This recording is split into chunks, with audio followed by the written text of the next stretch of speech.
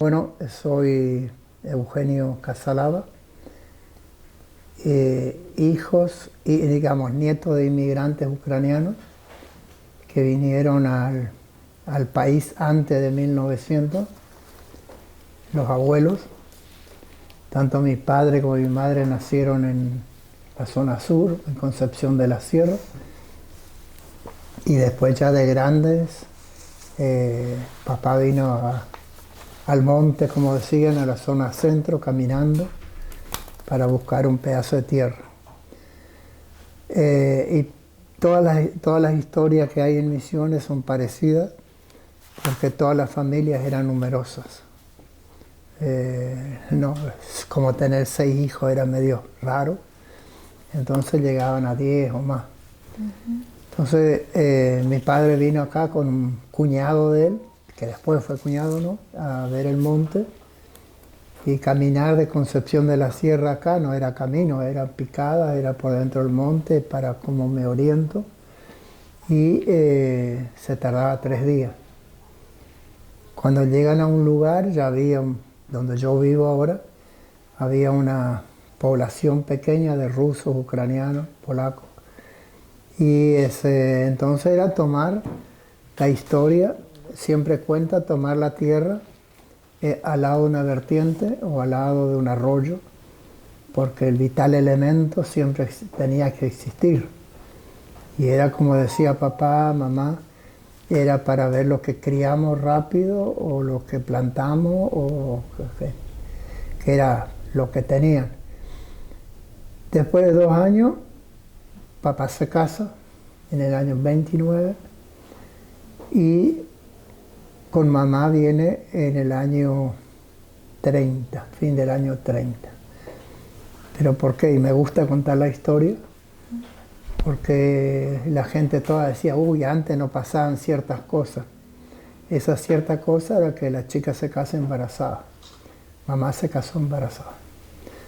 Y entonces el abuelo, la abuela dijeron, bueno, así no te vas a ir caminando hasta allá.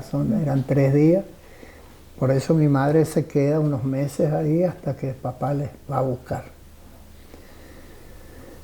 Y era cuando me gustaba escucharlo a papá cuando contaba la historia, porque era vos escuchaba y decía, bueno, todo lo que tuvieron que sufrir. Y que había como producción era todo lo que son plantaciones anuales, maíz, mandioca, todo lo que es verdura, y empezaban a plantar el tabaco criollo misionero, que es una historia también muy buena no, que resaltó mucho,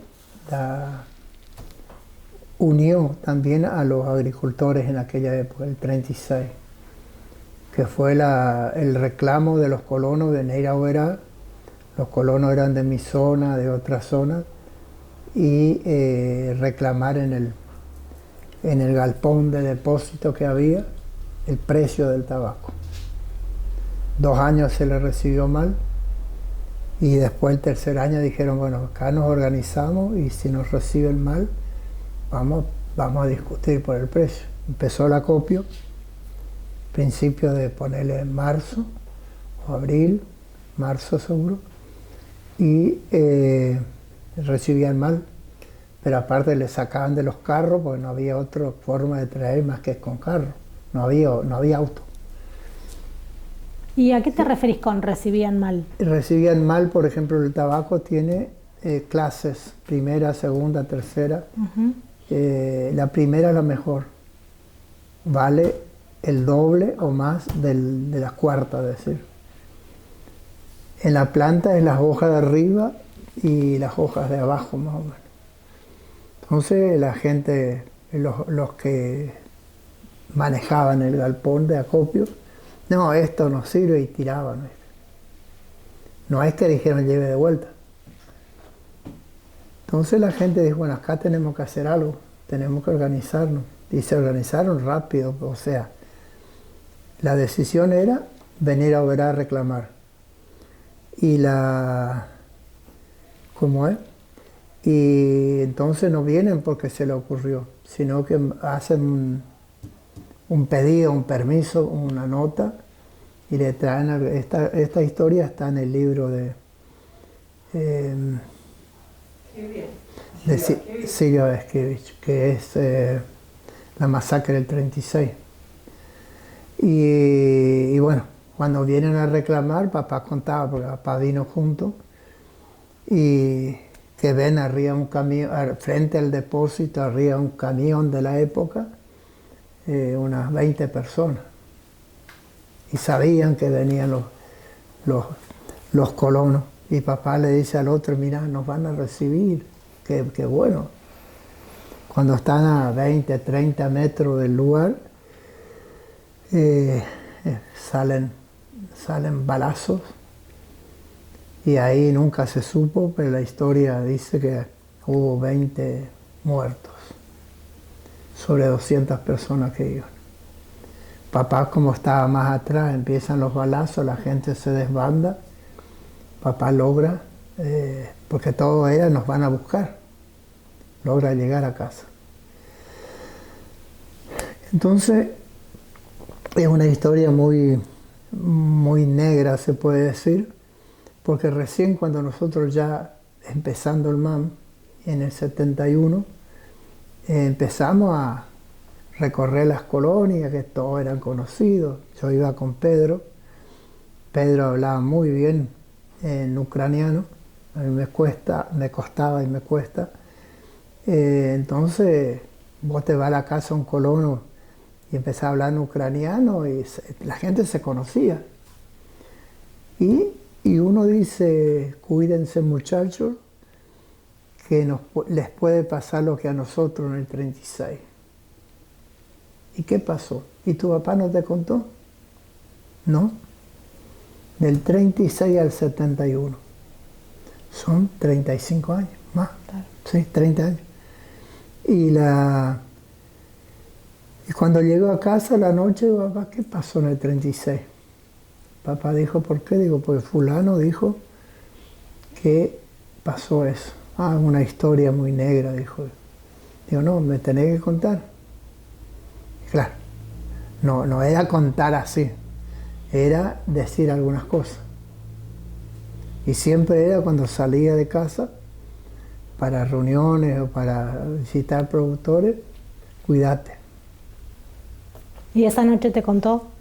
Me contó todo y me acuerdo cuando nos juntamos como ya, digamos, porque fue toda una preparación desde principio de año 71 hasta agosto 28, cuando se formó, es decir, con 68 núcleos de base, se formó el Movimiento Agrario de Misiones. Uh-huh. Entonces, todos decíamos, ¿y vos sabías? No sabía, ¿y qué te dijo? ¿Y quién te dijo? Y era como decir, bueno, reivindiquemos esa lucha. Ellos murieron y nosotros vamos a tratar de que no nos pase. Bueno, nos pasó peor. Y tal es así de que nos juntamos. Bueno, yo asistí como delegado de mi zona. Ese agosto se formó la comisión, la primera comisión, y me acuerdo eran 68 delegados, pero había mucho más gente. ¿Y qué hacemos? ¿Qué hacemos? Y algunos decían, bueno, tenemos que hacer otra reunión. No, hagamos algo. Pero hay que volver para instalarse en la época, era gobierno militar de la NUCE. Y era también, ¿será que nos van a dejar más o menos? Pero a algunos se le ocurrió hacer un reclamo. Vieron que en el 66 o 65 creo, sí, 65, en Misiones no se hizo la cosecha de hierba, nadie cosechó 1 kilo, porque había ingresado mucha hierba de Paraguay y de Brasil, cosa que está pasando ahora. Entonces sobraba hierba y ponen como es la prohibición de la cosecha. Pero el 66. Pero en el 65 existía la CRIM, Cámara Reguladora Yerba Mate. Le quedaron debiendo el 30% a la gente de la yerba vendida. O sea, hoy si llevas a eso son miles de millones de pesos. 28 de agosto, la asamblea, y fijamos fecha para el 8 de septiembre, 10 días después, una concentración acá en Oberá frente a una cooperativa. Y bueno, la radio que existía acá, LT13, era todos los días hablar de lo que empezó el MAM, del reclamo, de la concentración. Sé que se tuvo que cortar la avenida, y éramos como 3.000 productores. Entre ellos vino Alemán, de apellido, que era el ministro de Asuntos Agrarios, y vino el obispo Kemmerer. Nosotros desde el comienzo, tanto las ligas, el movimiento rural cristiano como el MAM, tuvo mucha relación con la iglesia. Yo creo que la iglesia sirvió como protección por las dudas si nos pasa algo. Por las dudas si nos pasa algo. Y entonces le invitamos al obispo vino, no habló, no se le dejó hablar al ministro tampoco, y dijimos, bueno, acá el reclamo es esto. Y pedimos que el día no, antes de fin de año empiecen a pagar la yerba atrasada. Cosa que algunos cobraron, y el año siguiente, el 72, la mayoría. Esto hizo que todo el mundo tenga confianza o tenga, digamos, lo veía bien al movimiento agrario. Diciendo lo que estábamos haciendo estaba bien. Y a nosotros nos facilitó un montón las reuniones en la zona. Y hay que ponerse en el contexto de la época, que lo único asfalto que había era de Oberá Posada, de acá, y todo el resto camino de tierra. El obispado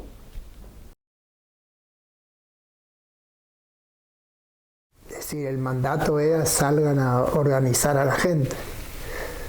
Me acuerdo, pues ya es reciente, cuando asume el Papa actual, Francisco, dice salgan a hacer lío. Y si vos te remitís a la fecha era más o menos igual. Entonces así le fuimos conociendo, bueno, a Michel, a toda la gente que ya estaba armado, las ligas agrarias, por ejemplo, Chaco, Corrientes, Santa Fe, Santiago. Le fuimos conociendo a otra gente. Y a mí, bueno, me acuerdo. Una pregunta, Eugenio. ¿Ustedes antes de formar el MAM ya tenían una organización cooperativa de la producción? ¿Existían las cooperativas Sí. de la producción? Pero ahí ya eran los que estaban en la organización o las cooperativas eran nuestros padres. Acá nosotros, pero también ya empezaban a funcionar mal las cooperativas. ¿Por qué? Y bueno, viste, cuando el gerente lo traen de Buenos Aires porque el colono no sabe hacer negocio, el que hace negocio es el gerente. Me acuerdo cuando asumió el primer gerente, que era no me acuerdo en este momento el nombre, Juancito le decían. Papá dijo, bueno, ahora el presidente va a querer un sueldo y todos van a querer sueldo. Porque él hacía los negocios de yerba, atún, tabaco, té, lo que había, y la comisión de él era apenas el 10% de la venta. Fíjate la millonada que era. Pero claro, como sabía el trabajo, lo hacía. Y la gente decía, bueno, él hace.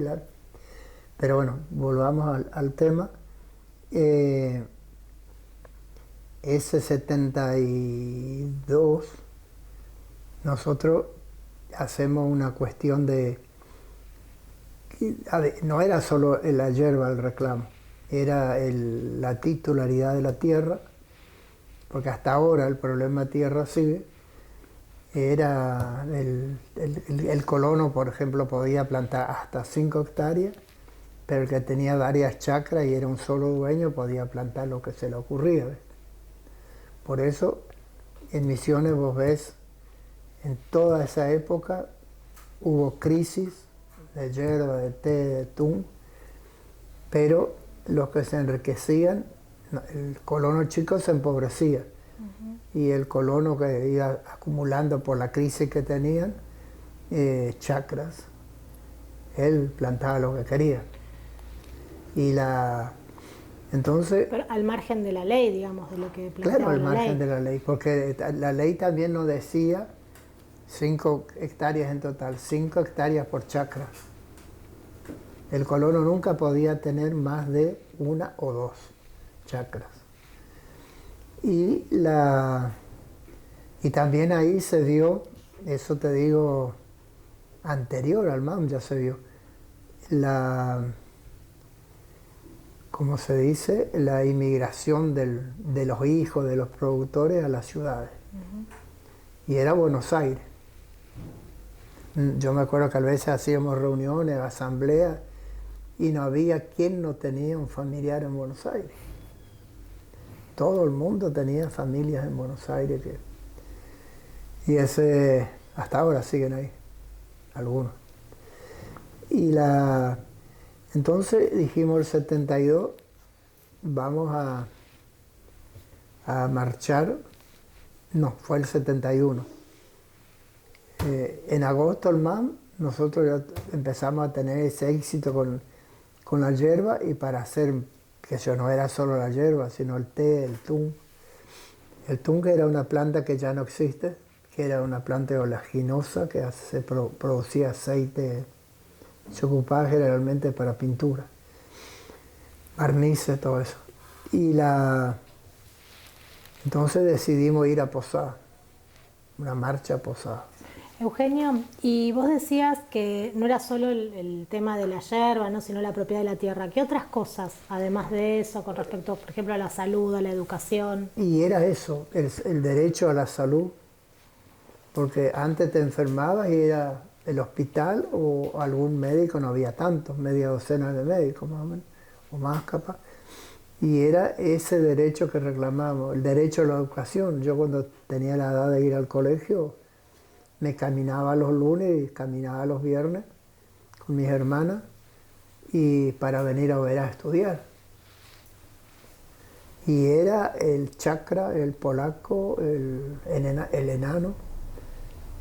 Bueno, siempre existió, hoy le llaman bullying, pero la discriminación siempre existió. A los niños que venían de las chacras y las De niñas. las chacras, sí, de las chacras. Y bueno, yo no terminé, al segundo año hice y me volví a la chacra y me quedé. Donde vino papá antes del 30, yo estoy ahí. Yo estoy ahí.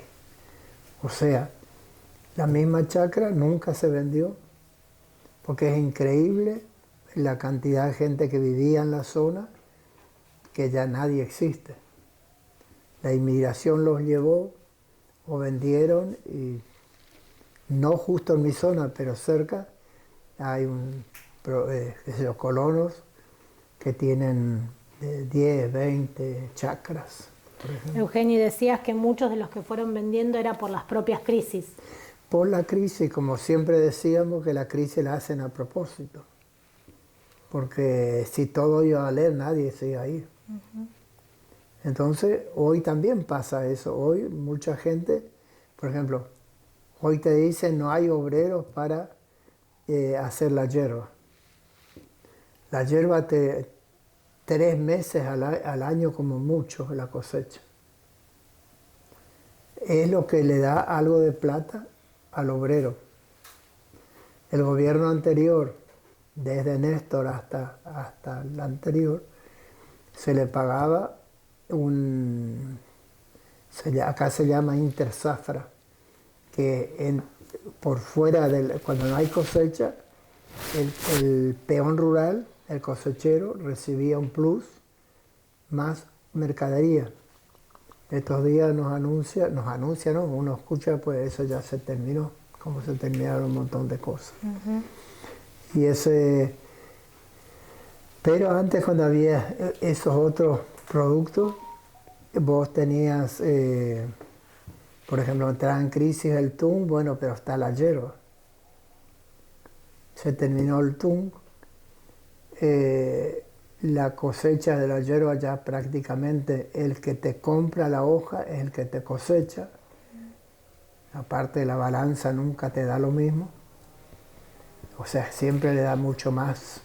Le da más al colono, pero en la báscula le da mucho menos al dueño. Y bueno, el té, por ejemplo, está tercerizado. Ya toda la cosecha la hacen los secaderos grandes, porque tienen máquinas grandes, porque es automático, porque... Entonces todo esto hace que la gente ya no tenga producción. Yo voy a contar algo que mi padre lo dijo antes de morir, que nunca me dijo 3 cosas. Mi hijo gateaba. Dice, nunca vendas la chacra, nunca voltees el monte y nunca abandones la escuela. Porque la escuela que hicimos también es para los nietos de él, del que estaba gateando. Entonces, no por eso, pero uno tiene que quedarse en la chacra. Otra cosa, ¿qué vas a hacer? No sos un profesional, no tenés, qué sé yo. Entonces, como me gusta la chacra, es donde vivo. Aparte, tengo el cementerio enfrente, así que no hay mucha distancia. Y en esos derechos que siempre peleamos, siempre soñamos que haya una escuela en la zona. Acá en Misiones existen las escuelas EFA, Escuela de la Familia Agrícola. Y bueno, poquito más de 20 años atrás, con mi hijo y mi nuera decidimos donar tierra para hacer una escuela EFA. Y bueno, ya la chacra no es mía, la chacra de mi hijo, mi nuera, y con una, ¿cómo se dice? Una cláusula que es un bien de familia, o sea que ni ellos ni mis nietos pueden vender. Que quede.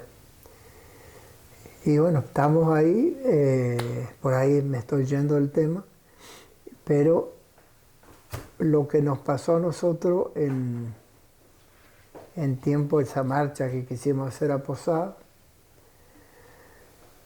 llegamos hasta el arroyo Garupá. Y ahí en Misiones nosotros fuimos bautizados por las granadas de gases, los perros policiales, y algunos colaron latigazos, como se dice. No, ahí está.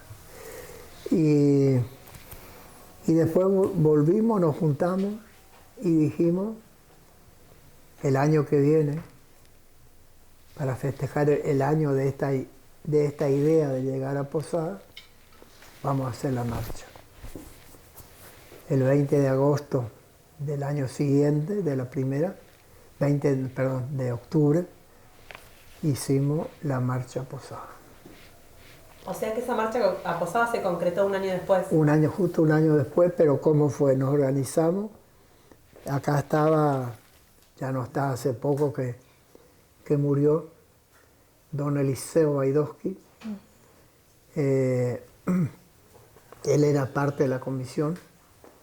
Entonces él decía, para que parezcan muchos, hay que ir con tacuaras. Y la tacuara era, la gente que iba del costado, eran filas de 4 más o menos, y lleva la tacuara para que nadie se meta, ajeno a la marcha, pero también se va distanciado y en la marcha, esa es la estrategia del PC de siempre. Y bueno, y ahí llegamos, un camión llegó en la madrugada con camión cargado de tacuara y la gente vino el día anterior si tenía familiares o ese día con colectivos o con autos, nadie vino en manada, como se dice. Y nos instalamos frente a la Casa de Gobierno y ahí marchamos. Pero después, como en toda organización, yo creo que el MAM tuvo esa marcha fue, llegaron a la Casa de Gobierno sí. Y después marcharon. ¿Cómo fue la marcha? La marcha fue buena, porque de ahí, mejor dicho, no fue frente a la Casa de Gobierno, sino desde el Parque Paraguayo, que está atrás de la Cámara de Diputados. De ahí marchamos al centro. O sea, cuando nos dimos cuenta ya había policía organizando el tránsito, cortando las cuadras y llegamos bien. Bueno, era una audiencia con ni me acuerdo quién era el gobernador de la época, y los reclamos. O sea, no solamente la yerba, sino el té, el TUN, el derecho a la educación, todo. ¿Alterach italiano? ¿Cómo? ¿Alterach? ¿Fue destituido en el 76? Sí, puede ser que sea Alterach. ¿Y Razzábal en qué momento estuvo? Antes, pero por eso... Antes del... Claro, y Razzábal muere 73. Noviembre del 73. Ah, y acá ya estamos hablando del 70 y... No, en el 72. Perdón, 72. Esta marcha fue en el 72, todavía el gobierno de Lanuse, ¿no? Sí, de Lanuse, sí, de Lanuse. Ah, claro, sí. no, está bien. Después asume. Pero nosotros, para la campaña a gobernador del 73, nosotros hicimos una reunión acá en Campo Viera, en el anfiteatro. Eran 7 los candidatos a gobernadores. Y nosotros le hicimos la propuesta, no ellos. Ellos nos tenían que escuchar, no nosotros. Entonces la propuesta era todas las luchas que teníamos, o sea, los derechos que reclamábamos, y ellos le dimos 7 días de margen para que nos contesten.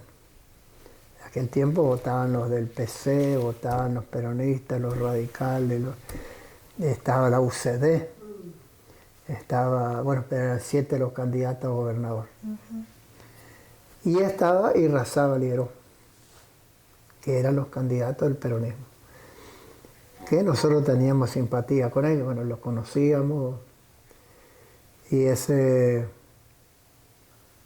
de hecho, los únicos que nos llamaron, que nos iban a venir a escuchar acá, fue Razzábal Lieró.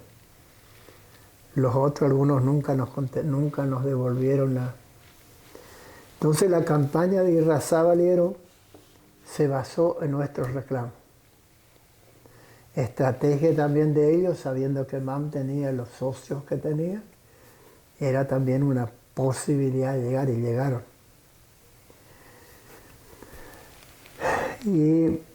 Pero también el MAM, me acuerdo cuando todavía estábamos juntos, cuando muere ese año o el año siguiente, no me acuerdo cuándo. Sí. En el 73, en noviembre. Él asume en marzo. 30 de noviembre. Sí, y en el mismo 73 fallece. Sí. El accidente del avión. El avión, sí. Que lo mandó López Rega. Exactamente. Y ¿cómo es? Pero también yo creo que ahí ya nosotros, entre el MAM, teníamos algunas divisiones. O sea, yo me acuerdo bien Pedro, Paulo, Juan Carlos, Susi, no más, y ¿cómo se llamaba la periodista? Clara. No, Estela. Estela Urdanis. Estela Urdanis. ¿Cómo estaba en la radio también, claro? Sí, sí, Estela Urdanis.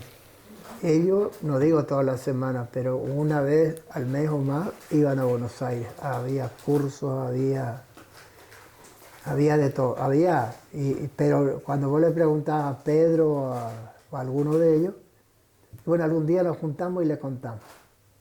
Me acuerdo que a veces iban en avión, a veces en auto. Y yo desconfiaba, porque si vos te dices, bueno, mirá, nos juntamos, no querés participar, vos empezás a entrar en confianza. Y un día le digo, porque ese día, sé que tuvimos un lunes, no nos juntamos, pues era todos los lunes juntarnos. Ese lunes nos juntamos porque ellos estaban en Buenos Aires, nos juntamos el otro lunes. Y a ellos les pregunto qué había pasado. Porque ¿a qué se iba a Buenos Aires? Y Pedro me dice, mira Eugenio, ¿vos querés saber? Porque vinimos para que ustedes también se enteren de todo. Y ahí me dice,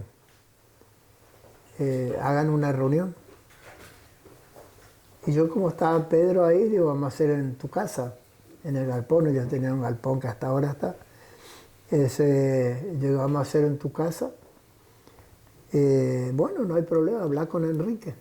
Y Enrique era hermano de Pedro, que siempre estaba disponible, o él quedaba con la mamá, él quedaba laburando en la chacra. Y yo ahí digo, verá, voy a hablar con Enrique. Y Pedro te dijo, sí, Pedro me dijo, ¿cuándo podemos hacer? Y bueno, hacemos, ponerle jueves, por decir un día. Y bueno, y ahí fuimos, y todavía nos dijo Pedro, hagan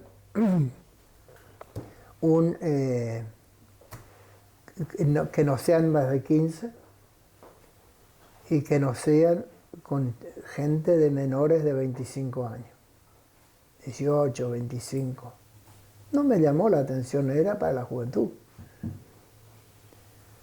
Y eso tal es así que yo después me reía cuando venía a casa, porque yo ya tenía más de 25. Y bueno, llegamos, fijamos el día, recorrimos la zona, que no son las chacras más. Y prácticamente todos los que me dijeron sí voy a ir, vinieron. Bueno, temprano la gente viene caminando, aquella época no había moto, no había auto. Había auto, pero no es que se ocupaba cuando. Y nos viene, tipo, a poner a las 7, nos vienen, cerca de las 7:30 aparecen. Y yo le vino Paulo y Estela, la periodista, viene y digo, mira Paulo. Y Paulo era un tipo, no sé si vos no le llegaste a conocer. Sí, antes. Bueno, y ese era un tipo que vos o sea, entraba una noche, no es que te saludaba, que efusivo así. Y yo, mira Pablo, la gente ya estaba impaciente, mañana es día de trabajo. Bueno, ya empezamos. Pone un papelógrafo, hace un dibujo de la Argentina y empieza a hablar. Y ahí le pregunta, ¿qué es eso? Bueno, de hecho todos saben que era Argentina. Y bueno, el poder, ¿quién tiene en Argentina el poder? Y bueno, el gobierno elegido. Pero el poder económico, ¿quién tiene? Y bueno, alguno dijo algo y dice, y si nosotros queremos llegar a ese poder, ¿cómo podemos llegar si no tenemos los votos? Y yo cada vez me ponía más, ¿con qué va a salir? Y él dice, bueno, si no tenemos el poder del voto, y hace un dibujito de un soldado con una metralleta. Este es el poder que tenemos que armar. Yo dije, ¿para qué mierda le invité a la gurizada? No, y ahí dice, y todos se miraron entre ellos y yo digo, Pablo, hace más de una hora que estamos, por ahí algunos quieren ir al baño porque no hacemos cuarto intermedio. Pero yo porque le quería decir, ¿cómo le va a salir a la gurizada? La gurizada lo conocía de lejos, no es que tenía contacto. A Pedro sí, pero Pedro no vino. Y ahí, de esa salida que se fueron, dice que al baño, el cuarto intermedio nadie volvió. No llegaron a decir nada respecto Nada, de eso. pero se miraron entre ellos, después sí. ¿Qué nos Pero después el lunes teníamos reunión. ¿Y vos llegaste a hablar con Pablo en ese momento? Sí, y yo, Pablo, ¿cómo vas a salir con eso, Pablo? Por lo menos, si a mí me iba a decir, yo no programaba la reunión. Cuando ustedes dijeron, junten la gurizada, yo decía, bueno, así como nosotros empezamos, ellos también. Y ahí Pablo dice, le dije ahí a Pablo, y bueno, esperamos un rato, no vinieron, se fue Pablo, ¿viste? Y Enrique también, Enrique me dijo, hiciste mal que... Y yo decía, la gurizada no preguntaba, la gurizada no contestaba. Porque viste, el chico ahora por ahí no es tan tímido, pero antes vos que sos docente, sabés que era muy difícil el diálogo con la gurizada, más de la chacra.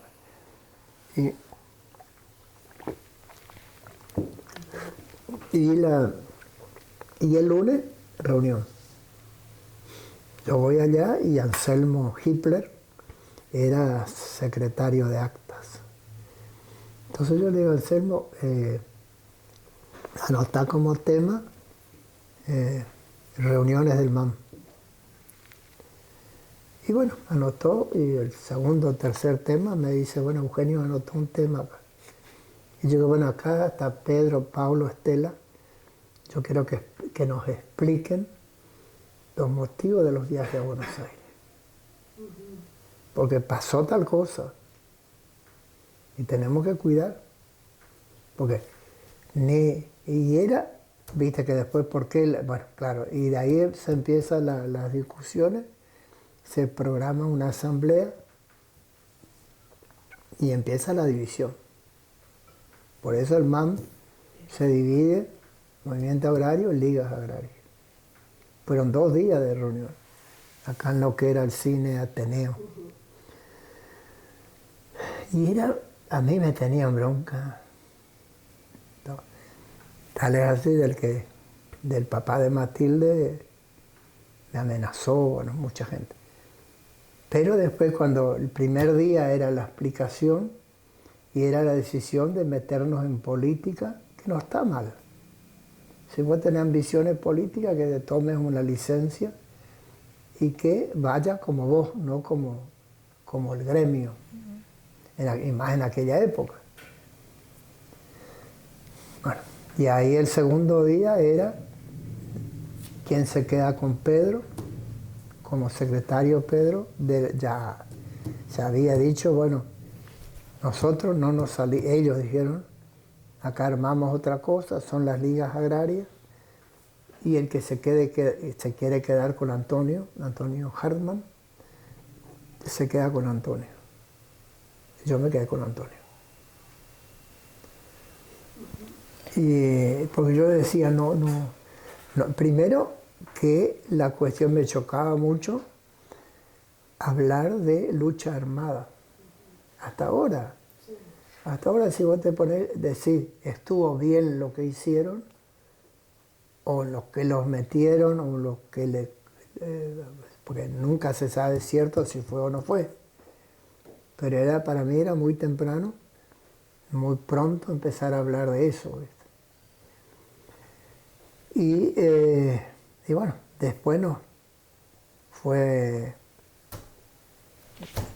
o sea, nosotros hacíamos movilizaciones, paros, porque siempre hubo cortes de ruta, todo eso, y ellos hacían también. Entonces más o menos salíamos juntos casi.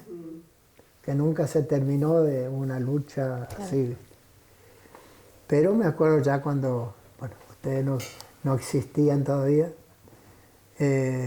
cuando el 75 se hablaba de la posibilidad, bueno, muere Perón en el 74 y pasó lo que pasó y todos hasta queríamos que haya un golpe, pero no sabíamos lo que iba a pasar, porque decían, bueno, el golpe con Lanusse nosotros empezamos, y si hay un golpe parecido, que sé yo, a Lanusse o los anteriores, Argentina aguantó, pero ya en el 75 a veces nos encontramos con los compañeros y con Pedro más de una vez yo me encontré. Y Pedro dice, mira Eugenio, vos te tenés que guardar, porque a vos te van a llevar.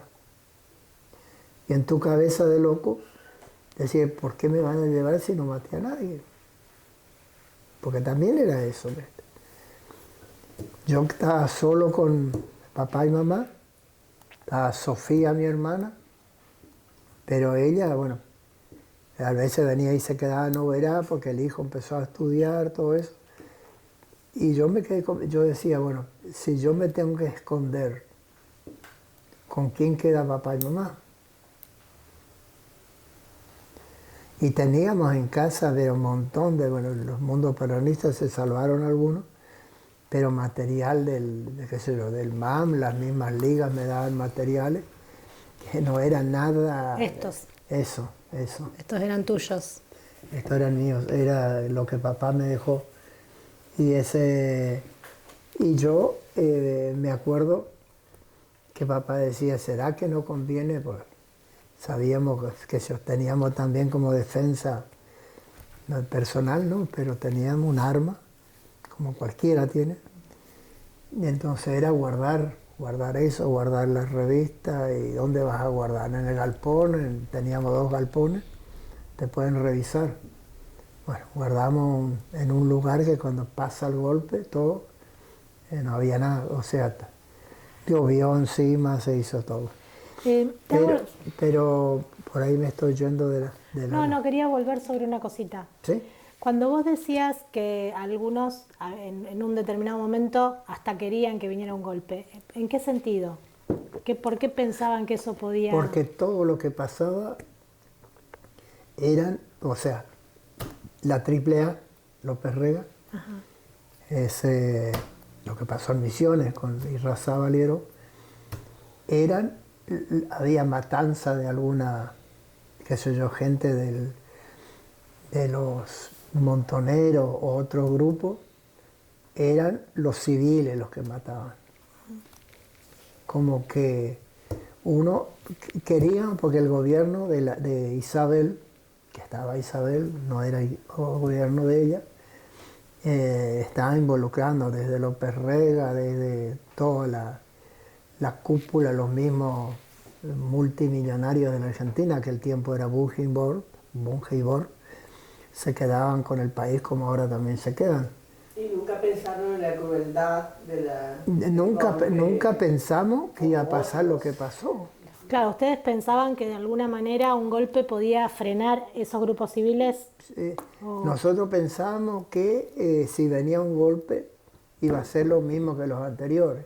Yo quería volver un poquito sobre eso, perdón, Sí. Eugenio, porque esto, ¿no? De lo que se conocía como los golpes de Estado hasta ahora, Sí. sobre todo la última experiencia, el golpe de Onganía y después la presidencia de Lanusse. Sí. Tengo entendido que durante la presidencia de Lanusse incluso el MAM logró serias conquistas. Sí, sí que fue ¿Podrías contar un poquito de eso? ¿Cuáles fueron las conquistas en relación al producto de la lucha y la organización, ¿no? Mira, y la conquista más grande fue cuando, bueno, ya antes que se forme el MAM, saber que en toda la zona, se puede decir Mesopotamia o Santiago o norte de Santa Fe, ya tenían ligas agrarias. Entonces uno decía, mira, nosotros también tenemos, por eso se forma el MAM. Cuando se formó el MAM, lo único que vimos como complicado era no dejarnos llegar a Posada. Nosotros hacíamos paros acá en la zona qué sé yo, ponerle paro general mañana y se trancaba la provincia. ¿Y cómo se trancaba? Porque los paros no eran jodas. Los paros eran voltear, antes las rutas eran angostas y era voltear un árbol y trancar el camino. Entonces eso era para nosotros la conquista. Hacer Miguelitos, que ahí conocimos los Miguelitos, y había gente especializada en hacer, que proveía, ¿viste?, de eso. El paro consistía en no entregar productos, pero íbamos a las chacras de la gente que tenía té, por ejemplo, y mira, yo tengo para entregar justo ese día y esperar un día más. No, porque me dieron antes, como ahora también, bueno, le dan cupo, le dan día. Entonces nosotros sabíamos, ese era un desafío que igual iba a cosechar. Entonces era tratar de que no coseche, y antes las máquinas eran tiradas por la gente. No eran máquinas que ahora vos vas montado encima. Entonces era poner varilla de hierro entre los brotos, y cuando llegaba era romper los dientes a la máquina. Entonces eso hacía de que cuando el MAM decía paro, era paro. ¿Y los compañeros y compañeras del MAM, las familias que hacían el paro, tenían la solidaridad, la adhesión de otros sectores, por ejemplo, comercios, escuelas? Sí. Acá, por ejemplo, en Oberá, cuando el MAM decía que hay paro, era paro de comercio. Ya el comercio avisaba por la radio, mañana la CRIPCO, es la Cámara de Comercio, adhiere al paro del movimiento agrario. Es decir, que el comercio no se movía. Y la gente tampoco venía a comprar porque tenía miedo a un pinchazo o que le pase algo. Y uno, viste, claro, hay que tener esa edad, porque de hecho hoy no lo haría. Pero ir a cortar, a controlar, bueno, a veces se nos escapaba y llevaban té sobre camiones, y la idea, sabíamos que del secadero, del depósito de Polichugo, iba a llevar a Urrutia, en el cerro del arroyo Sabambaya. Éramos siempre 5 o 6, con bolsitas con piedras y bolsitas de gasoil. Vos tirás una bolsita de gasoil que reviente arriba la carga y inutiliza la carga. Bueno, alguna vez sufrimos, pero nunca nos apuntaron, balazo, todo eso, es otra historia. Es otra historia, pero digo, vos mencionabas ahí a Urrutia. Sí. O sea, y a otro más mencionaste, perdón, a otra... Urrutia en la época era el pulpo mayor en Misiones, sí, económicamente, que estaba con el té y con la yerba. Ajá. Nosotros, cuando empezó el MAM, nosotros pedíamos porque como se traía en los 60, o sea, 66, no se cosechó la yerba, pero se traía mucha yerba, se siguió trayendo yerba de Paraguay y de Brasil. Nadie sabía cuánta yerba había en Misiones, los kilos. Nosotros pedimos como reclamo, en la primera, era que haya un censo de yerba. Y el gobierno nos reunió y dijo, bueno, nosotros vamos a prepararlos a ustedes, porque era una planilla muy fácil, ¿viste? Era una planilla de una carilla, era solo yerba.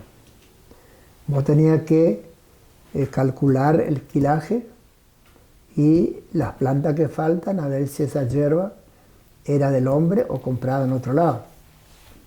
Y era fácil, como existía la CRIM y andaba bien, se pedía 3 años atrás los kilos que tuvo la persona. Si tuvo 6.000 todos los años, quiere decir que no compró de otro.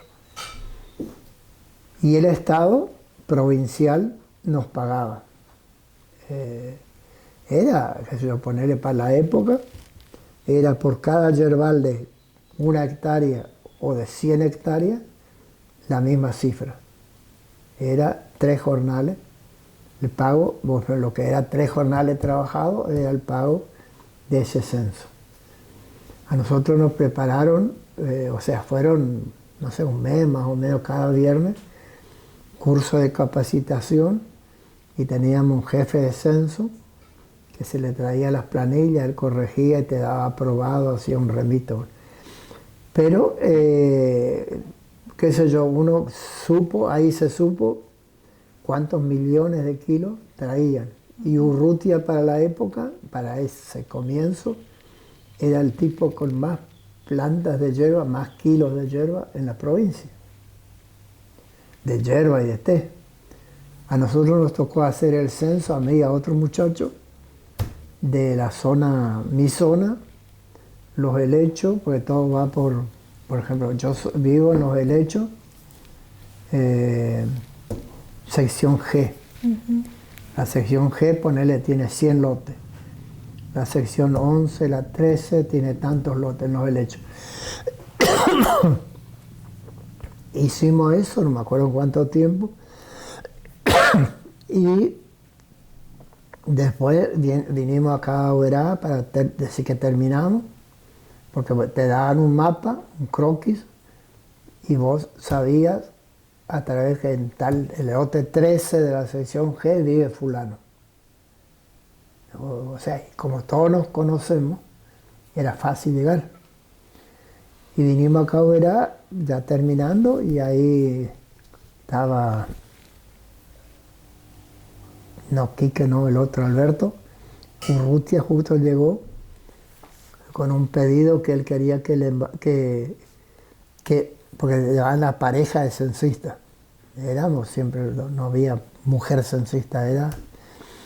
Entonces, y ahí Alberto dice, mira, Alberto Krujowski era, dice, mira, vino el de Urrutia y quiere que si ustedes se animan, y mañana mismo podemos empezar a hacer el censo de él. Y yo digo, pero ¿y tiene? Pues sabíamos que tenía chacras en Oberá, Campo Ramón, en todos lados. No, él les va a llevar.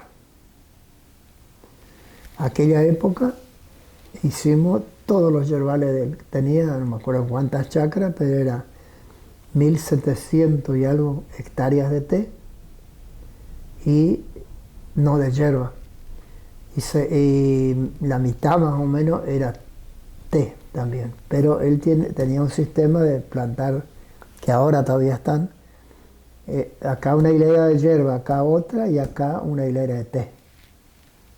Que eso hacía que las plantas de hierba no crezcan grandes, ¿viste? Pero hoy no sé cuánto tiene, pero hoy le ganan muchos. Le gana Mate Rojo, el viejo de Mate Rojo, Stepañú. Stepañú fue delegado del MAM en el 72. Tenía 2 chacras. Y hoy tiene millones y millones de kilos. Imagínate. Pero el cartel no sé si se dieron. Paco, ¿no? Quique y Paco. Paco era Alberto el nombre. Sí. Y los carteles de propaganda de Mate Rojo, vos fijate, arriba dice Dios te ama. No, pero el viejo de él, porque nosotros fuimos con Pedro a hablar con el viejo, y el viejo hasta nos prestó el galpón de él para hacer la reunión. Sonríe, Dios te ama. Sonríe, Dios te ama. Eugenio, y después, o sea, vos estabas como empezando a hablar de ese momento ya de fines del 75, principio del 76. Con respecto a esto de el poder, digamos, que tenía en ese momento Urrutia, ¿no? Y esta cantidad de cantidad de hectáreas que tenía sembrada y eso. ¿Cómo vos analizás? Digo, ¿a él le benefició el golpe de Estado? ¿No le benefició? ¿Por qué tuvo alguna relación con eso? O sea, ¿cuál es tu...? Mucha relación. Nosotros sabíamos que a ellos les molestaba el MAM, las ligas, todo eso. Les molestaba. Porque los paros de ellos perdían, ¿viste? No sé si perdían. Pero era cosa que ya dejaban de trabajar 1 o 2 días. Y sabíamos de que Urrutia acá digo, cuando vos salís de Oberá para el lado de Posada, a la mano derecha, vos tenés establecimiento Urrutia, que es decir, casi el primero que se armó ahí. Y ahí existía, que vos lo conociste, Ernesto Morales. Ernesto Morales era ¿cómo se puede decir? El jefe de personal. Capataz de la empresa. Y bueno, nosotros sabíamos que el tipo era relacionado con los milicos. Y un día yo, cuando ya estaba el golpe, ya le habían llevado a Enrique, a Negro, bueno, a casi todos, ya lo habían matado, a Pedro, no, después lo mataron, diciembre, eso era octubre. Vengo acá por la avenida Libertad, vengo a la casa de mi hermana, esa casualidad, vengo a ver, me sobra un tiempito, voy a tomar mate. Y llego allá y ella me dice, ay Eugenio, Dios escuchó mi ruego. Digo, ¿qué pasó? Toma, esto te trajo para vos. ¿Quién? Le digo yo. Y ahí está, dijo, y ahí yo miro, mañana, 6 horas, servicio de inteligencia, no, como algo así era, Posadas. Pero a mí me habían citado en los helechos, en Oberá, en Guaraní, en Gendarmería, ya antes que caiga Pedro y todo. Mucha gente cuando yo cuento dice, vos le diste los nombres, mirá que voy a dar los nombres, ellos saben bien. Y ahí yo digo, pero ¿qué te trajo? Le digo a mi hermana, ¿te trajo él? Sí, me trajo. ¿El capataz? El capataz. Me dijo, tenés que... ¿No en el servicio de inteligencia? ¿No era una oficina del ejército? Era de ejército, pero no me acuerdo justo como comando. Comando de inteligencia. Ah. Comando de inteligencia. Está bien. Que hasta ahora está. Que hasta ahora está. Y Sarmiento y Junín, parece algo así. Y ahí me voy a lo de Urrutia allá. Cuando paro con el auto, él sale, Morales sale. ¿Estuviste en la casa de tu hermano? Digo, sí, estuve. Y viene, pasa acá, dijo, tenía personal allá. Y me dijo, mirá, mañana a las 6 tenés que estar. Y yo me decía, si sabía, me iría hoy, pero tengo que volver a casa. No, pero si vos querés, yo te llevo. Y yo como pelotudo, como buenudo, en mi auto no iba a llegar hasta Posada, pero siempre acá en Oberal, el primer micro salía a las 5 y vos llegabas a las 7. O sea que no llegaba a tiempo. Claro. Y yo digo, ¿y vos te vas? ¿Usted se va? Le digo, sí, me voy porque tengo que... Aparte yo allá tengo un sobrino, no me acuerdo si me dijo un hijo, que está en ese lugar. Y bueno, le digo yo. Pero, ¿te acordás del triángulo? Yo digo, yo te espero en el triángulo, 5:30 ya voy a estar. No, me dijo 4:30, si a las 6 tenés que estar. Cierto, 4:30.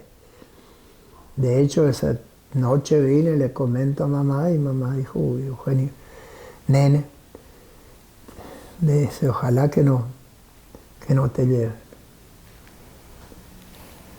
Y bueno, me fui, me acuerdo que creo que ni dormí. Y llego allá y al ratito llega, tenía una Ford de las de antes, ¿no?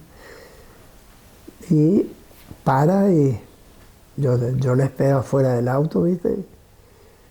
Baja el tipo que está al lado en el asiento con él y yo sube era un paraguayo, salimos y se va a mate y yo no quería tomar, dije, mal de estómago o algo. Y cuando hasta Santa Ana, los tipos hablando en guaraní. Y el que estaba al lado mío me miraba y hablaban de mí. Y es uno que no entiende guaraní. Y bueno, después pasamos Santa Ana No, ya le habían agarrado a Enrique. Enrique había caído preso. Me dice, ¿te enteraste lo de tu vecino? ¿Cuál de ellos? Le digo. Y Enrique Pechat. Ah, sí, le dije yo, pobre tipo, ¿cómo aguanta? Digo, pero ¿por qué decís eso? ¿Vos lo viste? Claro, el ejército vino, nos obligó a ocupar las camionetas. O sea, como que el ejército vino y le obligó a Urrutia que facilite todas las camionetas. Dijo, nosotros llevamos y en mi camioneta lo llevamos. Enrique. Yo digo, mirá, y él dijo, mirá, le hicieron cargar 200 litros de agua en un tanque. Viste que antes era sacar a manija, como se dice, el agua. Y después le hicieron el submarino.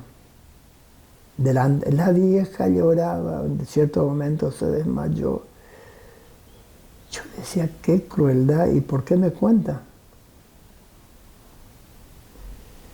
Y yo ya no le preguntaba nada, ¿viste? Y llegamos, y él toca bocina, abre en el portón, y él le dice a un soldado que se acercó, dijo, le traje a Casalaba. Y ahí se baja el otro, me bajo yo. Y él da vuelta y se va. Ni en un momento tampoco me dijo, te busco. Y me hace subir a un segundo piso que hay allá. El soldado me hace pasar, me siento y era una cosa increíble. Es decir, era una oficina que no te demostraba nada, que podía ser algo jodido, ¿viste? Y ahí yo me siento, y pues él me dijo, sentate, ya viene, hermano. Yo digo, no, yo estaba así, con mi mano, tratando de no, porque no podía sujetar de la temblequera que me agarró, ¿viste? Y vos te enterabas muy poco de lo que pasaba. Que le agarraron, que le llevaron, pero más que eso no. Y ahí a las 6 justo viene un Peloso de apellido. Y me saluda, me pasa la mano y más me puso mal cuando me dice, tranquilo, Casalaba. Y abre un fichero ahí, saca una carpeta y pone así. Todavía pone más cerca mío el mapa de Misiones y una flechita, lote 56, Casalaba. Y ahí viste que el tiempo que existían hoy existen las computadoras, que el tiempo eran la Remington, las máquinas de escribir. Y ahí pone papel, enrolla y dice, mira, Casalaba, espero que no te equivoques, porque hoy depende que vos vuelvas a tu casa o no. Y ahí empiezo a hojear la carpeta. Y ahí estaban todas las declaraciones que yo había hecho, seguro, porque él me pregunta, vos tal día te presentaste en Ameguino y te tomó la declaración fulano. Y era contestarle. Y la facilidad que me daba era el ruido de la máquina. Que cuando él escribía, hasta que me preguntaba y después empezaba a escribir, ya me iba tiempo para pensar. Tuvimos, y era, qué sé yo, ponerle las 8:30, me dice, ¿no querés un mate? Yo, no querés un café. Yo digo, no, mate cocido, no, estoy bien, le dije yo. ¿Y un mate? Bueno, le dije yo. Pues ya no que decir no. Y ahí toca timbre y viene un soldado. Y dice, prepararon un mate. Y bueno, trae el soldado, le deja en la oficina, en el escritorio, y él corre así y dice, ¿se va vos? Y yo digo, yo siempre tenía miedo de que me hayan puesto algo, ¿viste? Un sedante, un veneno, Y yo hago que cebo, hago que tomo y le paso a él después. Y él agarra el mate y yo dije, acá no hay nada. Y bueno, y ahí... Pregunta, Eugenio, sí. Cuando él te preguntaba por lugares donde vos te habías presentado, esto, sí. Cuando estuviste en Ameguino, ¿a qué situaciones se refería puntualmente? Porque si yo, por ejemplo, lo que a mí me preguntaban casi en todos lados, era si yo lo conocía a Pedro, qué amistad había con Pedro, si yo sabía que Pedro estaba en tal, o sea, metido en algo. En todos lados lo mismo fue. Esas cosas. Esas cosas. Si yo sabía que si Pedro estaba relacionado con los montoneros. De hecho, no voy a decir que sí. Yo no sabía. ¿Esa era la primera vez que te habían...? No, casi todas, porque miraban eso y casi las preguntas se referían a eso. Si yo sabía, ya ahí viste, porque una vez lo que inventaron, que Anita les va a contar, ¿a qué hora tenían con Anita? A las 5. Con Anita, inventaron el ejército, que descubrieron armas, viste, cuando si te va a la chacra de Anita, hasta acá la chacra y 50 metros ni eso hasta la casa. Y ahí había un tacuaral ahí, que en esa tacuara encontraron armas, 200 fusiles, no sé cuántas granadas. Y nosotros veníamos con papá de Oberá, siempre pasamos enfrente, y un control de ejército, frente a la casa de Pedro. Ya la habían encontrado llevado a Enrique. Y el papá dice, ¿qué será? Y ahí se acerca y dijo, no puede pasar. Yo digo, vamos a volver, tenemos otro camino. No, usted de acá no se mueve. Y ahí quedamos, ¿viste? Y al rato vemos, cargan bolsas, porque se veía así el barranco y se veía las bolsas. Vos estuviste en la casa de Anita, ¿sí? Antes de entrar a la derecha. Y papá dice, porque cargaban y le pasaban uno al otro. Y yo digo, ¿qué será? Le digo a papá, y no sé. Bueno, en la pregunta que me hace, si yo sabía que Pedro tenía tantas armas. Pues si eras amigo, si lo visitaba, yo digo, mirá, yo creo que lo de las armas pura, le digo a Jan Posada, yo creo que lo de las armas pura mentira. Que se enojó, se paró, zapateó, pero vos nos vas a tomar de mentiroso, pero ¿quién te crees vos? ¿A quién estás tapando? Yo digo, mira, yo lo que sé era un rifle a repetición que tenían y tenían un arma del abuelo que le había dejado. Y no sé nada más. Bueno, pero eso nos llevó desde las 6 de la mañana hasta casi las 11. Yo decía, después yo digo, lo que era ser joven, porque no me tuve que levantar para ir al baño.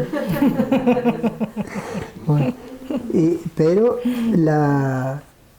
después él dijo, bueno, te doy 1 hora para que te leas y ya vuelvo, en 1 hora vuelvo. Y bueno, me da la carpeta, lo que él escribió.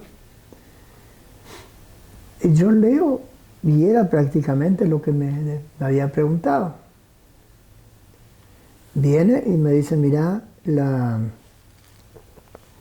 ¿está bien? Yo digo, sí. Y yo, eso pelotudo, creo que una vez le dije a Severa, yo digo, ¿no me puedes dar una copia?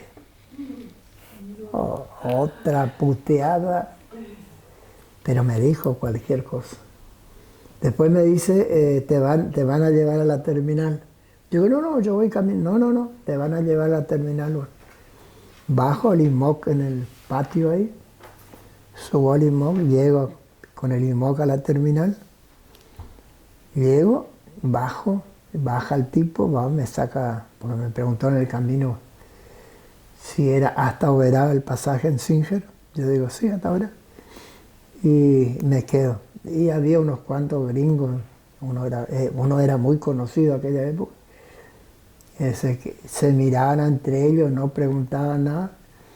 El tipo allá me trae el pasaje y queda en la terminal, adentro de la terminal. y esperando que yo suba. Y nosotros teníamos en Posada, no sé si vos llegaste a conocer Severa, teníamos a un abogado, creo que ya no está tampoco, el abogado Casoni. Sí. Él te asesoró. Sí. Bueno, él estaba por la calle Sarmiento, algo así. Nosotros la teníamos, por cada vez que había una citación o algo, no sé si obligación, él nos decía, bueno, cualquier cosa ustedes vienen y me avisan. Bueno, yo llego, yo vi que el del ejército habló con el chofer de Singer, pero llego a la garita, llegamos a la garita, y yo le digo al de Singer, yo tengo ganas de ir al baño. Y él dijo, 2 minutos te doy. Yo dije, bueno, acá quiero quedarme para volver a Posada. Y después digo, fíjate, pues, el tipo habló con él y podía decirle, bueno, controlalo o avisarme. Antes tampoco había cómo avisar. Y ahí yo me quedo, escucho un bocinazo, otro bocinazo y me quedé en el baño. Paso al otro lado, que vienen de Apóstoles, y ahí atajo un urbano y me voy a avisarle a Casoni. Y Casoni me dijo, Eugenio, pero vos arriesgaste. Y yo digo, pero mirá, yo digo, el baño era mentira, tenía ganas, pero podía aguantar. Digo yo, pero mirá si te seguían. Porque también corría riesgo él. Bueno, y ahí cuando yo ya salgo de la oficina del tipo este, me dice del milico, dijo, en 30 días te llamamos. En 30 días me llamaron. Me fui. Sé que me llamaron, por ejemplo, de hoy para mañana. Entonces ahí fui, quedé en Posada en la casa de unos parientes. Y ahí me fui. Y ahí me dijo, bueno, lee de vuelta y firma y no te molestamos más. Y eso fue todo, claro. Que cuando ¿Y lo que te dio para leer qué era? y era todo lo que yo había declarado. Ah.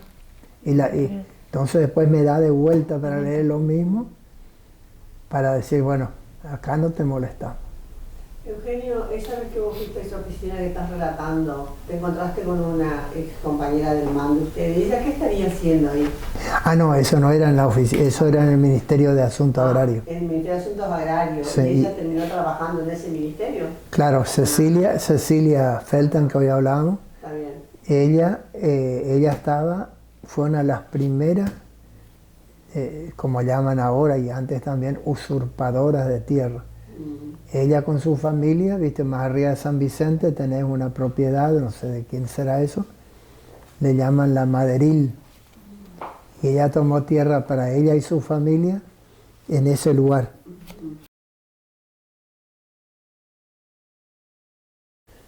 No, dijo, yo estaba en La Plata estudiando agronomía, ¿no? Algo así. Sí. Ingeniero agrónomo. Estaba estudiando, sigo si en La Plata mataron más gente. Pero claro, digo, ahí digo, y Michelle dijo, claro, Hugo, ¿cómo vas a saber vos si tu papá era ministro de Asuntos Agrarios? Y ahí él, en aquella época, Sanz se queda con 300 hectáreas de Andresito, que nunca nombra, nunca dice. Y respecto de, o sea, vos comentaste toda esta situación donde Urrutia directamente está vinculado a llevarte, Sí. a llevarte a Posadas, digamos, ¿no? Pero no solamente, eso hablábamos esos días con Severa. Se dijo que mucha gente en aquella época del golpe, porque había, así como ahora hay secretario general, ponerle Guatre o otras organizaciones de obreros, que habían desaparecido o que estaban presos y nunca volvieron. Se habló de que fueron quemados en el horno del secadero. ¿Viste cómo funciona el secadero? Nadie, pero también que era ministro de Bienestar Social, Navaja Artaza, también unos cuantos fueron quemados allá en Virasoro. Las Marías. También se hablaba de eso. Se hablaba de eso, sí, pero como yo decía con Severa, hablamos hace poco, y yo decía, ¿a quién se le puede consultar? Pero porque a vos, por ejemplo, la gente decían, bueno, algo habrán hecho, por eso lo llevaron. Y de estos que mencionabas, ¿no? De que trabajaban con Urrutia, ¿hay alguno vivo todavía? Por eso yo no sé bien, porque viste que no eran conocidos, eran obreros ahí, y Urrutia, ponele, para la cosecha de hierba tenía 300, 500 personas. Claro. ¿No? ¿Y del señor este que te llevó en camioneta? Ese ya no está, hace poco murió, hace 2 años por ahí. Ajá. Y respecto del, digamos, qué pasó después de la dictadura, ¿vos cómo crees o qué pensás respecto de qué cambió para Urrutia? Yo creo que, ¿qué le cambió a Urrutia? Sí, o sea, ¿en qué sentido la dictadura tuvo un efecto sobre, ya sea la empresa, los trabajadores? Yo creo que le ayudó, o ¿Le benefició? Sí, le benefició porque viste que antes era Enrique Urrutia, Máximo Urrutia, y acá el que vivía en el pueblo. ¿Enrique? No, Alberto puede ser, que vivía por la avenida Italia. Ah, sí. O sea, eran 3 hermanos que manejaban todo el tema del té y la hierba a nivel provincia. Enrique, Máximo y Alberto, ¿sí? Y yo decía Alberto, porque Alberto creo que era este que De vivía. la calle Italia. Sí. Pero claro, cada uno tuvo familia. Entonces no son ahora ellos, son hijos de ellos. Porque acá vos te vas de 2 de mayo al Alcázar y tenés por lo menos 2-3 kilómetros plantaciones de hierba de los Urrutia, reforestaciones. No se dedicaron solo al té y la hierba. El gran negocio es la reforestación. Con pino, más con pino, porque es lo único que tiene. O sea, pero yo lo que decía hoy, ya no son los más grandes. Ya son los hijos, son los... O sea, los hijos no, pero ya le ganaron Claro, otras empresas como de Pañú, como qué sé yo cuál es otro, pero Okulovich. Pero vos cuando mirás la historia misionera, siempre papá decía, los ucranianos se dedicaron a la hierba, a trabajar la tierra. Los alemanes se dedicaron a voltear el monte, el tema del aserradero. Y después los españoles, porque todos los que tenían grandes plantaciones de té son españoles. Urrutia, Beitía, Aspitarte, todos eran Casafuentes, ¿sí? Porque Casafuentes no es Casafuentes. Casafuentes es un apellido. Claro. Que yo siempre antes decía que era un hombre. Mi papá decía, no, ellos son igual que nosotros, Casa Lava, solo que no. O sea, siempre... Hoy misión... Vamos a tomar agüita. Uy, me estoy metiendo en el medio. Todo lo... Por ejemplo, Misiones... Misiones en la provincia, Misiones es la provincia que más tierra en manos extranjeras está. Porque, viste, según la Constitución, ni una empresa o empresas entre todos no pueden tener más del 10%. Y algunos dicen que tiene el 12%, algunos tienen el 16% en manos extranjeras. Pero tampoco se dice en los capitalistas del té o de la hierba cuánto tiene cada uno. Porque no... Eugenio, ¿por qué crees vos que estas empresas, fundamentalmente los Urrutia, ¿no? Los grandes industriales que compraban la yerba, el té, el tabaco, se ensañaron tanto con los agricultores organizados en el MAM? Porque el paro, a ellos les molestaba quien hace paro. Por ejemplo, el MAM hacía paro, todos éramos enemigos de ellos. El colono que se adhería al paro no le recibía ni el té ni la yerba, por ejemplo. Pero se ensañaron más con las ligas porque los paros eran más violentos. Como que no es que nosotros nos sacudimos y no hicimos nada. Simplemente y tenían un mandato a nivel país de liquidarlos a ellos, ¿viste? Y necesitaban, yo siempre digo, si a mí me hubieran matado, no era lo mismo. Le mataron a Pedro porque era el líder más grande que tenía Misiones en la época. Entonces, esa muerte le da miedo a la gente hasta ahora. Porque la gente decía y piensa, pero ahora no te dice. Y bueno, algo habrán hecho, como en todos lados. Por algo lo llevaron. Y si persona más inofensiva que Pedro no hay. Si vos empezás a escarbar, yo no necesito escarbar porque sé la historia, vos te ibas a la casa de Pedro, en aquella época eran 9 hermanos. Bueno, después se fueron casando, se fueron yendo. Pero uno conocía a la familia. Pedro era dedicado a la iglesia católica ucraniana. Era todos los domingos ir a la iglesia a rezar. Enrique era lo mismo.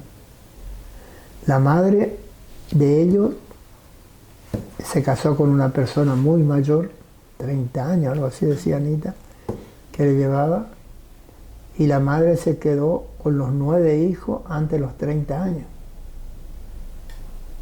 Y hay que pensar, como en casa pasó, como pasó allá, que todos nacimos en casa. Lo que era tener un hijo sin saber, no importa qué va a ser, nena o varón, pero cómo va a venir. Claro. Entonces todas las colonias tenían parteras que ayudaban a llegar el crío. Ese era un tema, bueno, ustedes también más o menos igual. Y entonces se llegaba a eso, y el sacrificio que era la doña María, me acuerdo de doña María, la mamá de Enrique, de Pedro, era esas mujeres que vos llegabas a la casa un domingo a la tarde o a la mañana o entre semana y ya la vieja estaba haciendo algo para comer. Y era esas comidas que se oponen en la costumbre ucraniana, es la empanadita hervida esta, que es vareniki, o hacer algo. Y siempre nos juntábamos allá porque era, qué sé yo, Pedro recibía, aunque nunca él me gustó mucho, hasta ahora Miguel recibe selecciones, el librito ese, pero Pedro recibía, y Pedro siempre quería que uno aprenda a leer en ucraniano, porque ellos hablaban mucho en ucraniano. Y Pedro surge, no digo que surge porque fue a una primera reunión conmigo, porque cuando en esa reunión que se hace en guaraní, cuando apenas antes de hacer la asamblea, eso habrá sido marzo por ahí, en el camino, pues yo iba a ir con tractor, llego a la casa de Pedro para ver si alguno quería ir conmigo, y el Pedro dice, deja el tractor, pero antes va y habla con la mamá, porque era todo pedirle a mamá. Y dice, vamos a ir con el auto, bueno.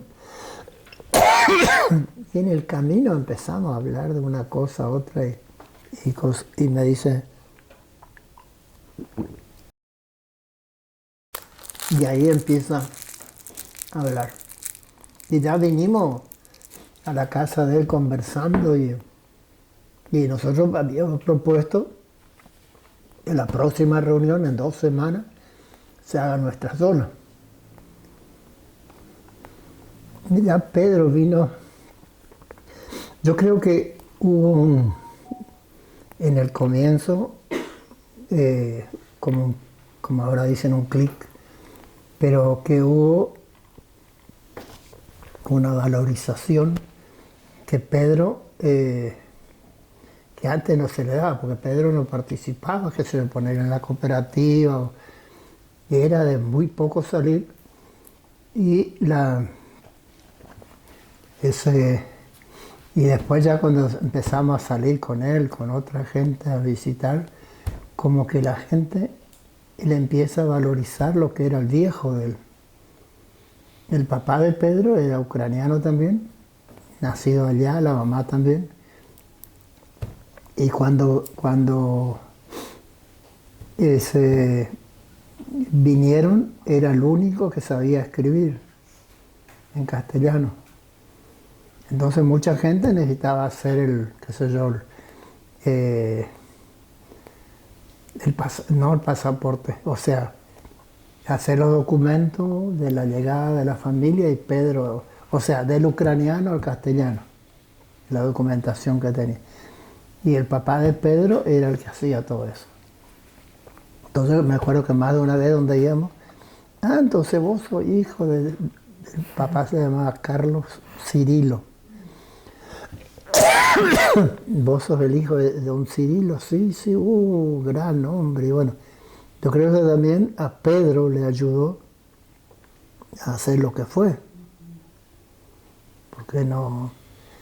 Pedro a veces cuando hablaba en un escenario, uno decía miércoles, porque tenía un caudal de opinión y era eso. ¿Cómo era la participación de las mujeres en el MAM? Sí, era. Yo siempre digo, cuando vamos a mirar el rol de la mujer antes del MAM, cuando la mujer vino a quedarse en la zona o armó su familia, era muchas veces la cabeza, no se le reconocía como la jefa, porque el hombre era el jefe. Después, cuando uno veía o empezaba a entender la historia, de arriesgar tener un hijo, también, claro, el hombre no va a tener, pero el tema era arreglarte más o menos. Cuando empezamos el MAM, algunas mujeres empezaron a venir. Y después se comentaba, mira, fui con ellos y fui a tal parte, y fue buenísima. Por ejemplo, acá había personas, decía, bueno, Cecilia era de Campoviera, estaba Teresa Boichuk, que ahora tampoco no está más, era de acá de Guaraní, pero vivía en Jardín América. Erta, no sé, ¿vos le conociste a Erta? Erta Hitzel. Ella era de Campo Grande, y me acuerdo de una reunión de Campo Grande, vive en el Alcázar. Ella había atrás, en la zona de Monte Carlo, había a través del INTA, no sé cómo se llamaba, una organización se llamaba Clubes 4A. Sí. Bueno, no sé qué significaba la A. Amistad, ayuda, bueno. Y entonces armaron la juventud cooperativista de la cooperativa San Alberto. Y ahí vamos a una concentración en una asamblea que se hizo, se cortó la ruta y se hizo una asamblea. Era por no me acuerdo qué problema. Si no me equivoco, era por el problema de la mandioca allá, que tenía la producción más grande. Y dice, bueno, por la juventud cooperativista, va a hablar Herta Hitzel. Y era acá de Campo Grande, nosotros no le conocíamos. Después se casó y se fue a la Alcázar. Un discurso que se mandó la gordita. Así como ella, había muchas que de golpe surgieron y no tenían, como quien dice, problema para agarrar el micrófono y hablar. Pero también no era, bueno, pasa algo parecido, pero mucho más fuerte. Después ya no sé, en el 90, 95, cuando se crea la Feria Franca. Cuando vos mirás en las reuniones en las colonias, nosotros antes, cuando en el principio del 95, ocupábamos las iglesias o la escuela para hacer reuniones. Porque era que la gente decía, bueno, vamos a hacer tal escuela. Y después a veces la gente, las mujeres decían, bueno, la próxima reunión vamos a hacer en mi casa. O sea, cuando el hombre muchas veces esas cosas no quería, porque la feria tuvo mucho y hasta ahora el rol de la mujer, pero el hombre vivía de la yerba, del té, la mujer también, pero era el hombre que vendía. Y la feria era la mujer que mostraba lo que hacía. Y entonces como que hubo un cambio, ¿viste? ¿Crees que en la reorganización del MAM en los 80 la mujer tuvo un protagonismo? Algo tuvo, pero con miedo. Me acuerdo que muchas veces íbamos, no porque le llevaron a fulano, no porque el miedo hasta ahora, si vos te pones a pensar, el miedo está en la gente. La Feria Franca le ayudó a salir de las chacras, a relacionarse entre ellas, con otras personas también, a manejar su propio dinero. Sí, pero fíjate ahora, yo fui presidente, no sé si 10 años, pero cerca, primero de Oberá, pero junto con lo de Oberá era presidente de la Asociación Feria Franca de la provincia. Entonces, en aquella época estaba Mercedes Ramos, una señora de allá de San Pedro, y después me acompañó unos cuantos años Herta Hitzel, la que estaba hablando ahora. Hoy, con satisfacción escucho estos días, hace 3 semanas, ¿cómo se llama? Ruiz Díaz el apellido, una chica, 26 años, 27, presidenta de la Feria de Posada y presidente de la Interferia, una chica de apellido, no me acuerdo, de Santa Ana, era alumna de la EFA, de una de las primeras, es presidente de la Feria de Interferia. No, pero por eso digo, un poco, yo creo que se van ganando el protagonismo, lo que sea, ¿viste? Y respecto de Herta, vos decías que la habías escuchado en su momento dar un discurso, ¿no? En aquellos años. ¿Te acordás qué cosas planteaban las mujeres? Si tenían algún planteo específico, distinto al de los varones. Me acuerdo que mucha carcajada hubo cuando ella dice, nosotros también sin la mandioca no podemos vivir. Y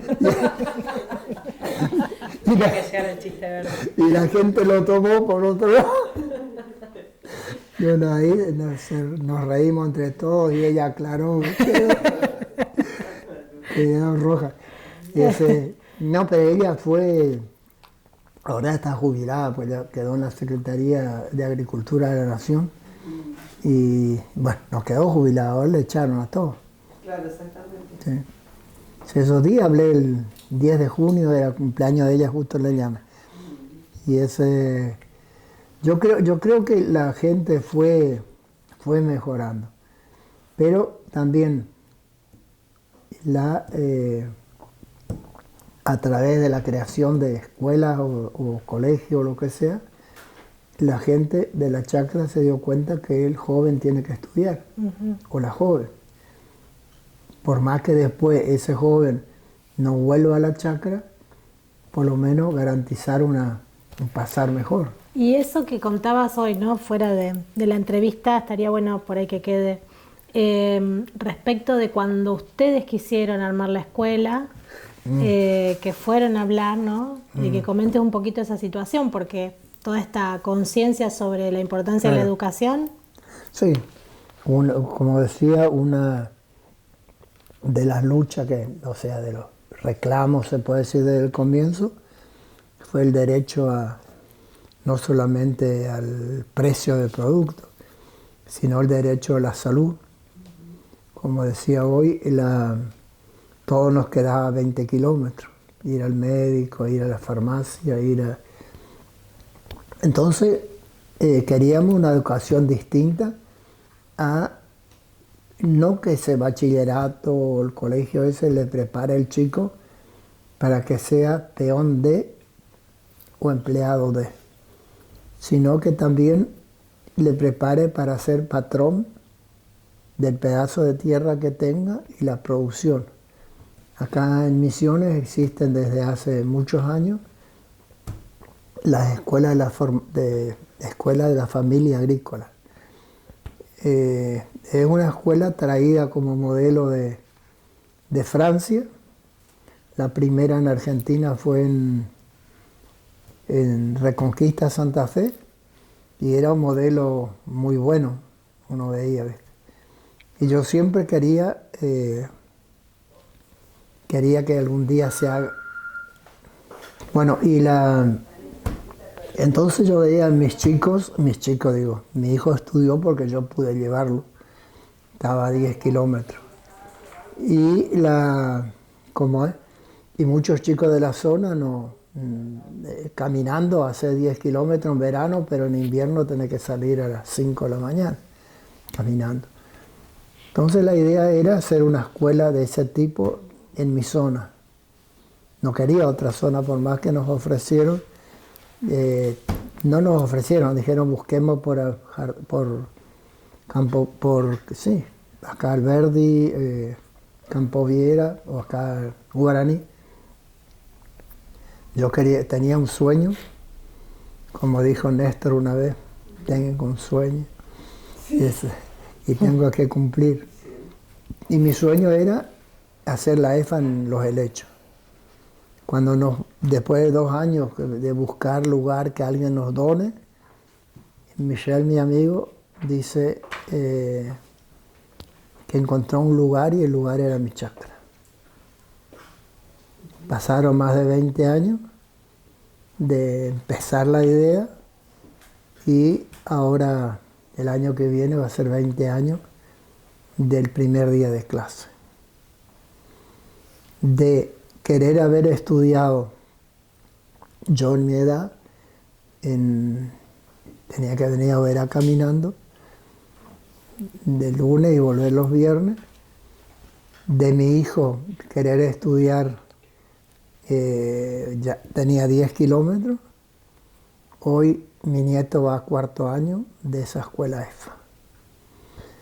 Entonces yo creo que para mí es un sueño cumplido, pero también hace de que para la zona, a mí, al colegio ahí, a la escuela EFA, hay más de 20 docentes, y o sea que son de la zona, creo que 1 o 2 nomás vienen de otro lado, pero hay también como 10 chicos exalumnos que son profesores. Entonces, como que ahora sueño, no sé, ojalá que se cumpla, que haya un terciario. Y el terciario estábamos trabajando un tiempo de Cristina con la UNE de Corrientes para que empiece a tener un aula ahí y que después se vaya sumando. Bueno, todo Macri, todo lo de ahora hizo que vayamos para atrás. Pero más de una vez uno piensa, ojalá que se haga. Pero, porque los chicos, para que no haya, como se dice, éxodo, tienen que radicarse en la zona, con alguna idea, con alguna Y bueno, uno de los sueños que yo hace años que lo digo, es que con la producción de alimentos, porque Misiones en esto avanzó mucho, algún día que el producto madre de la provincia también sea el alimento, que no solo sea la yerba mate.